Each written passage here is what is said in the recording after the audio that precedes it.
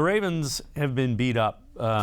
They lost J.K. Dobbins, Gus Edwards, their top two running backs. Before the season started, they lost them for the year. Lost some of their defensive backs. Ravens seem to just find a way to win. J.C. Tretter talked about that. Yeah, I mean, that's the name of the game. Like I said earlier, it doesn't have to always look pretty. Winning ugly, still winning. So it doesn't matter. They've been extremely resilient this year. A ton of credit goes to them. They've been extremely banged up from the start of the year with their injuries and losing a ton of talented players.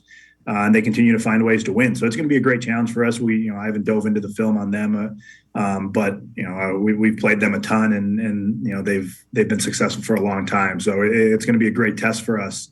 But they've done extremely well this year of fighting and clawing and racking up those wins, even in games where you kind of take a peek up at the scoreboard and you think, all right, they might lose this one. By the time you get back to the locker room, they win a 66-yard field goal. They've been able to find ways to win in the end. That's kudos to them. And Tim Bielik, in my mind, that's the sign of a team that believes in themselves. It doesn't matter how we're going to do it; we're going to find a way to win.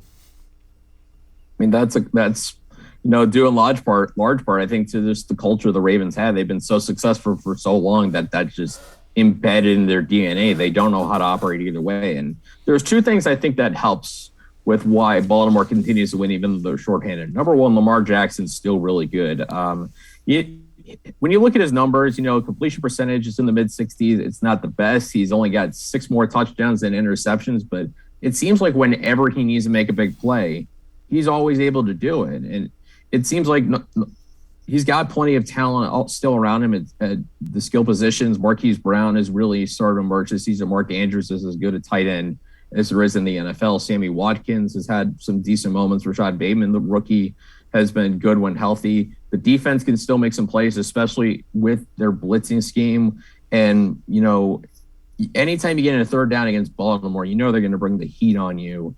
And that's tough to plan against. But the secret weapon for me is, and I wrote about this when I wrote about 3 things to know about the Ravens for this morning on cleveland.com. Baltimore is the only team I can ever think of that's in scoring range the second they hit the 50. As soon as they hit the 50, they're in Justin Tucker's range.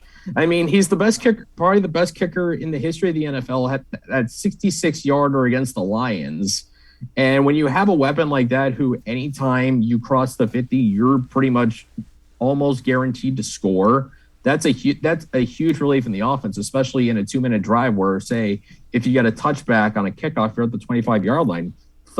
Getting 30 yards is easy. Any NFL offense, any competent offense can get 30 yards.